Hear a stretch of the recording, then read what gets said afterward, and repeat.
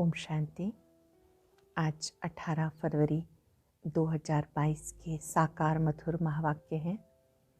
आज शुक्रिया दिवस पर हम पहले जगत नियंता का शुक्रिया करते हैं, जिन्होंने अपनी मीठी मुरली सुनाकर हम आत्माओं की कमी कमजोरियों को मिटा दिया, मीठी शिक्षाओं से सजा दिया।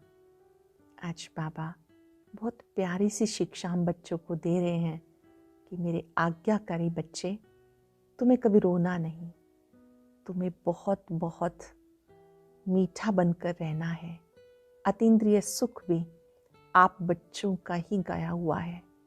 आपको इतना ऊंचा बाप मिला।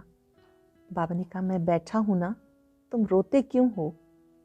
तुम्हें इसी समय अतीन्द्रिय सुख की अनुभूति होती है। जो ब्राह्मण हैं वही देवता बनते हैं।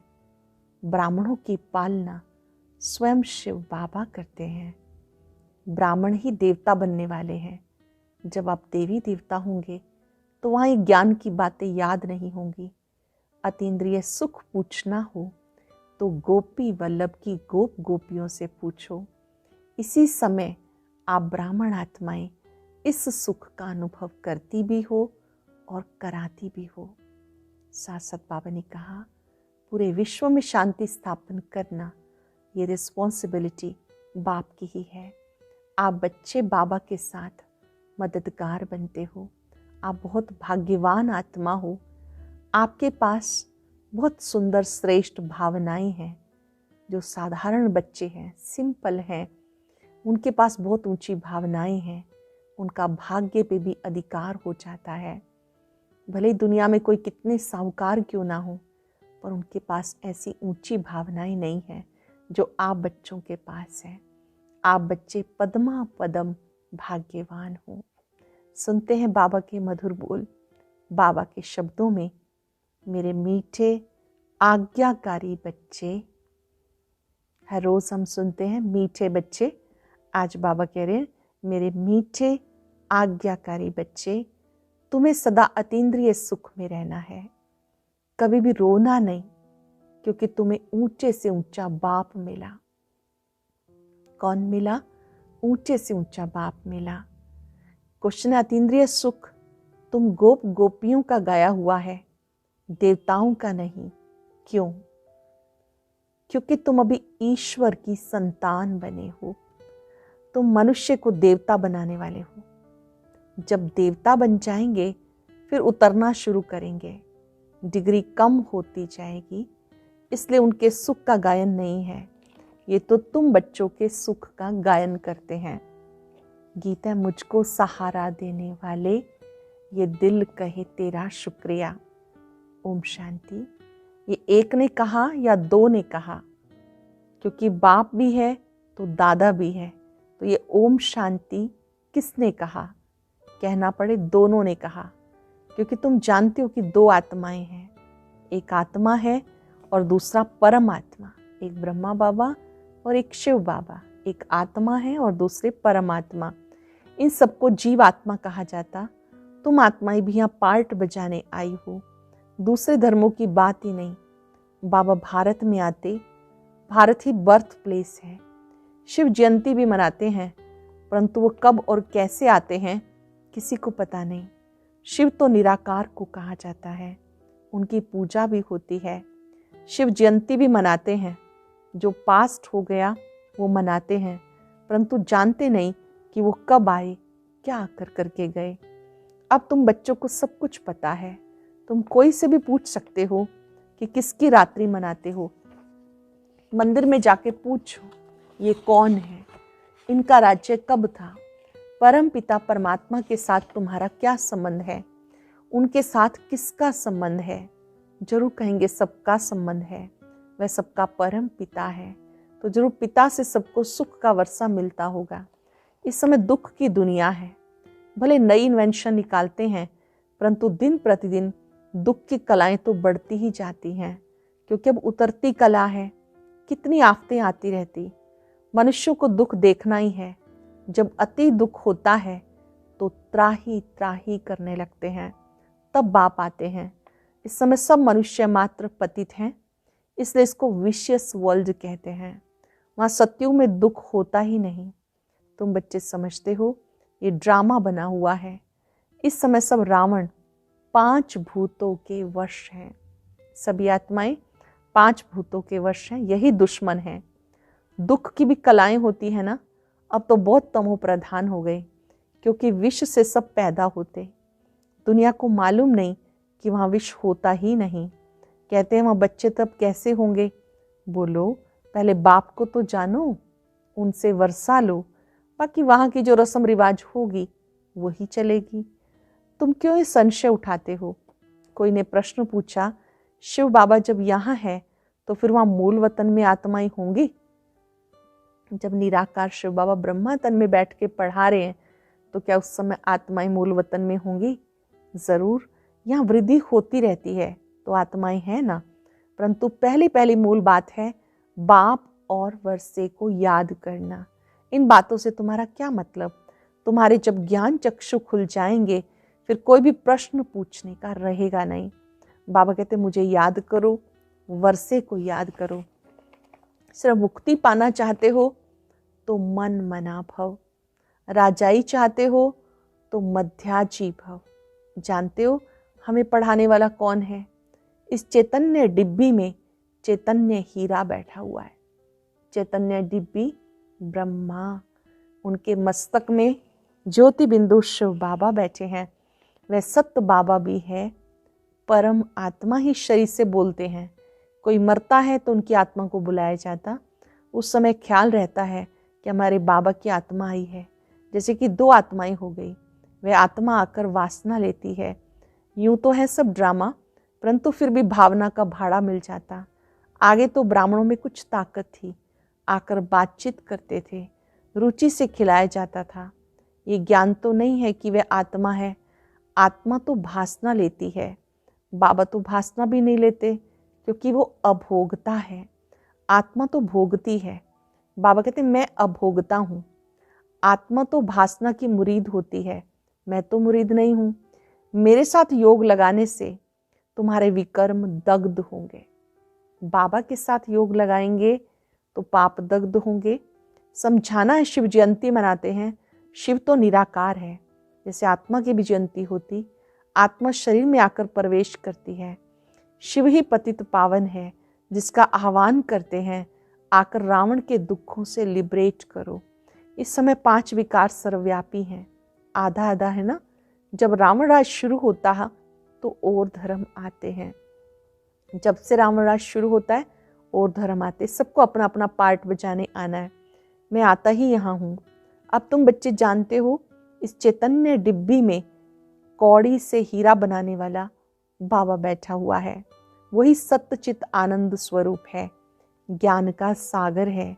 तुम अब जानते हो बाबा याद दिलाते तो याद करते हैं, फिर भूल जाते हैं, क्योंकि वह पोप आदि जो हैं उनको तो चैतन्य शरीर है, नामी ग्रामी है। उनकी कितनी महिमा होती। यहाँ तो ये डिब्बी में छिपा हुआ हीरा कोई जानते ही नहीं कि वो एक ही बार आते हैं। किसी को पता ही नहीं कि वो एक ही बार कल्प में एक बार आते हैं। बच्चे तो जानते बाबा इनमें बैठा हुआ है। ये हमारा सत्य बाबा सत्य टीचर भी है। ये पाठशाला है। तुम्हारे में भी कोई तो भूल जाते हैं। चलन से सब कुछ पता लग जाता। कोई बच्चे थोड़ी परीक्षा लेने से फां हो जाते हैं। नहीं तो बच्चों को कहना चाहिए जो खिलाओ, चाहे मारो, चाहे प्यार करो। सपूत बच्चे तो आज्ञाकारी होते हैं। बाबा कहते बच्चे कभी रोना नहीं। सपूत बच्चे आज्ञाकारी होते हैं। तुम्हें कभी रोना नहीं। तुम्हारा इतना बड़ा बाप और साजन है, उनके बनकर के भी तुम रोते हो। मैं तुम्हारा बड़ा बाप बैठा हूं ना, माया नाक से पकड़ती है तो तुम रोते क्यों हो? अंडरलाइन कर लेंगे बात। बड़ा बाप बैठा है तो हम क्यों रोएं? माया नाक से पकड़ती है तो तुम रोते हो। गायन है अतीन्द्रिय सुख पूछना हो तो गोपी वल्लभ की गोप गोपियों से पूछो। परंतु माया भुला देती। बाप पर कुर्बान जाएं, बलिहार जाएं, ये अंदर याद रहे तो खुशी भी हो। तुम बच्चे अब जानते हो बाबा सच्चा सच्चा इंद्र है। वो पानी की वर्षा बरसाने वाला इंद्र नहीं, ये ज्ञान इंद्र है। इंद्रधनुष निकलता है, उसमें रंग बहुत होते हैं परंतु मुख्य 3 होते हैं। बाबा तुम्हें इस समय त्रिकालदर्शी बनाते। त्रिकालदर्शी अर्थात आदि मध्य अंत को जानने वाला, अर्थात स्वदर्शन चक्रधारी, तीनों कालों को जानने वाला। ये बातें तुम अपने से भी मिलाएंगे। तुम बच्चे जानते हुए इंद्र सभा है, इसे बाबा लिखते कोई भी विकारी मूत पलीती मेरी सभा में नहीं आए। बाबा की सभा में कोई भी विकारी मूत पलीती ना आए। तुम भी ज्ञान डांस करने वाली परियां हो। ज्ञान इंद्र की परियों को फरमान है, कोई भी विशेष विकारी आदमी को यहाँ नहीं लाना। तुम बच्चों के पास विशेष ही वाइसलेस बनने के लिए आते हैं। जो विकारी हैं वही निर्विकारी बनने के लिए आते हैं, परंतु मेरी सभा में नहीं लाना। कायदे भी तो हैं। वैसे तो मैं यहाँ बहुतों से बातचीत करता हूँ।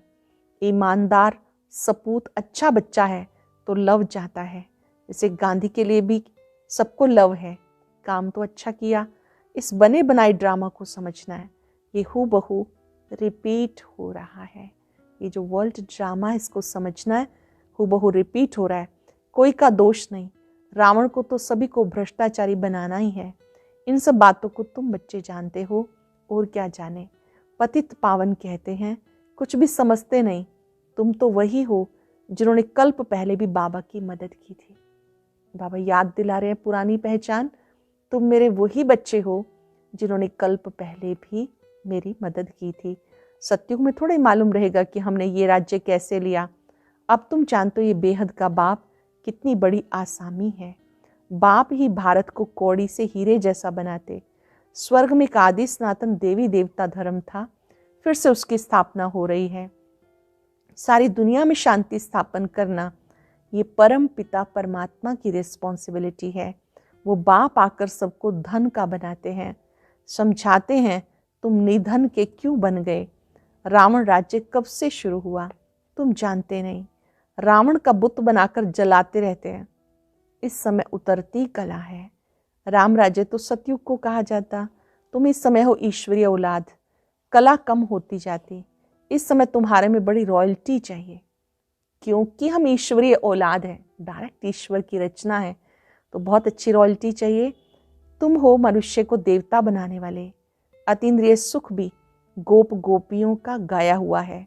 ऐसा कभी नहीं कहा अतीन्द्रिय सुख लक्ष्मी नारायण से पूछो, परंतु गोप गोपियों के लिए गाया जाता है, क्योंकि वह ईश्वरीय औलाद हैं। देवता बनते हो तो डिग्री कम हो जाती है। अभी ईश्वर के बच्चे हो, सतयुग में आप देवी देवताओं की संतान कहलाएंगे, तो संगम के हिसाब से कंपैरेटिवली डिग्री कम हो गई। राजाएं कितना दबदबे से चलते हैं, परंतु हैं तो सब तमो प्रधान। तुम्हारे पास चित्रों में ब्रह्मा का चित्र देखकर बहुत मनुष्य मूंझते हैं, तो तुम बच्चों के पास लक्ष्मी नारायण का चित्र एक त्रिमूर्ति सहित है। एक बिगर त्रिमूर्ति के भी उसमें सिर्फ शिव दिखाया हुआ है, तो दोनों रखने चाहिए। अगर कुछ ब्रह्मा के लिए बोले तो कहो किसके शरीर में आए। ब्रह्मा सरस्वती ही लक्ष्मी नारायण बनते हैं। जरूर ब्रह्मा तन में ही आए तभी तो ब्राह्मण पैदा हूँ, नहीं तो इतने बच्चे कैसे हो सकते। ये ब्रह्मा के बच्चे ब्रह्मा कुमार कुमारियाँ हैं। तुम भी ब्रह्मा कुमार कुमारियाँ हो। प्रजापिता के बिना सृष्टि कैसे रचेंगे। ये सब नई सृष्टि रच रहे हैं। हो तुम भी, परंतु तुम मानते नहीं हो। अगर अभी ब्राह्मण नहीं बनेंगे तो देवता भी नहीं बन सकते। ब्राह्मण नहीं बनेंगे तो देवता भी नहीं बन सकते। ये भी समझते हैं यहाँ आएंगे वही जिनका सैपलिंग लगना होगा। बाबा कितना अच्छी रीति से समझाते। बाबा हर एक की अवस्था को भी जानते। कोई किस चीज़ का भूखा, कोई फैशन का भूखा, बाबा से आके पूछो, बाबा हम ठीक चल रहे हैं, हम आपके बने हैं, हम आपके अनुसार ठीक चल रहे हैं, ये हमारी बात राइट है या रॉन्ग। तो भी समझे कि इनको डर है। देखो गांधी जी को सबने कितनी मदद की, परंतु उसने खुद नहीं खाया, सब देश के लिए किया। वह गांधी जी तो फिर भी मनुष्य था, ये तो बेहद का बाबा है। शिव बाबा तो दाता है, सब बच्चों के लिए करते हैं। पूछा जाता तुम 1 रुपया क्यों देते हो, कहते शिव बाबा को देते हैं 21 जन्मों का वर्षा पाने के लिए। ऐसे कोई ना समझे मैंने दिया, मैं तो 21 जन्म का वर्षा लेता हूँ। ऐसे कभी ना हम कहें कि मैंने शिव बाबा को दिया, हम तो बाबा से 21 जन्मों का वर्षा लेते हैं। बाबा तो गरीब निवाज है, 21 जन्मों का वर्षा देते हैं। ये बुद्धि में रहे, सब कुछ बच्चों के काम में आता है। गांधी जी भी काम में लगाते थे, अपने लिए कुछ भी इकट्ठा नहीं किया। जो भी किया राष्ट्र के लिए किया, देश के लिए किया, अपने काम में नहीं लगाया। अपने पास भी जो कुछ था वो दे दिया। देने वाला कभी खुद इकट्ठा नहीं करता। सन्यासी छोड़कर चले जाते, फिर आकर इकट्ठा करते। उनके पास तो बहुत पैसे हैं, कितने फ्लैट्स हैं। वास्तव में सन्यासियों को एक पैसा भी हाथ में नहीं होना चाहिए। ला ऐसे है, वो कभी दानी नहीं हो सकते। तुमको तो बाबा की राय पे चलना है।